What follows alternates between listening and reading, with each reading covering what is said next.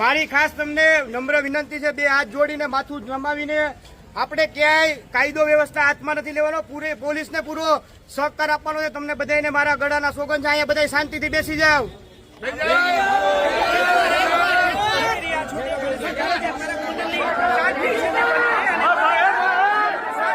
મારી ખાસ તમને નમ્ર વિનંતી છે, બે હાથ જોડીને માથું નમાવીને આપણે ક્યાંય કાયદો વ્યવસ્થા હાથમાં નથી લેવાનો, પોલીસને